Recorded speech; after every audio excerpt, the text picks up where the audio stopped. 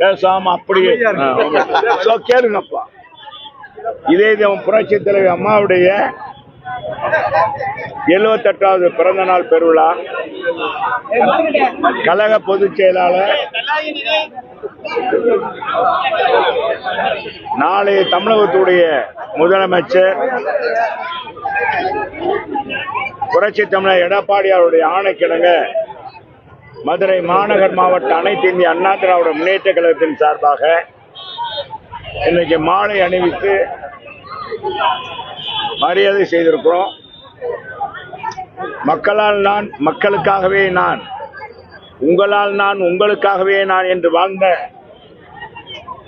எங்களுடைய புரட்சி தாய் புரட்சி தலைவி அம்மா அவர்கள் இறுதியாக சொன்னது அனைத்து இந்திய அண்ணா திராவிட முன்னேற்ற கழகம் எனக்கு பின்னாலும் இன்னும் பல நூறாண்டு காலம் மக்களுக்கான சேவையை செய்யும், மக்களுக்கான பணியை செய்யும் என்று அற்புதமான வரியை சொல்லி கழக தொண்டர்கள் எல்லாம் ஒன்றுபட வேண்டும், ஒன்றாக இணைந்து என்னுடைய ஆட்சி மலரும் என்று சொன்னார்கள்.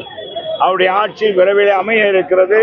வரை 2026 புரட்சி தமிழர் எடப்பாடியார் தலைமையேற்கின்ற தேசிய முற்போக்கு ஜனநாயக அணி நிச்சயமாக மிகப்பெரிய வெற்றி பெற்று 234 தொகுதியில் 200 தொகுதிக்கு மேற்பட்ட தொகுதியில் வெற்றி பெற்று ஆட்சி மலரும். புரட்சி தமிழர் எடப்பாடியார் முதலமைச்சர்.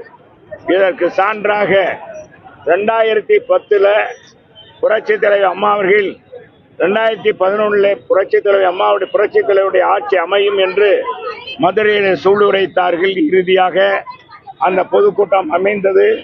அதே போன்ற ஒரு பொதுக்கூட்டம் இன்றைக்கு புரட்சி தமிழர் எடப்பாடியார் அவர்களும் பாரத பிரதமர் மோடிஜி அவர்களும் கலந்து கொண்டு பேசுகின்ற வரலாற்று சிறப்புமிக்க அந்த பொதுக்கூட்டமானது உலகமே பேசுகிற அளவுக்கு, வரலாறு பேசுகின்ற அளவுக்கு அந்த கூட்டம் அமையும்.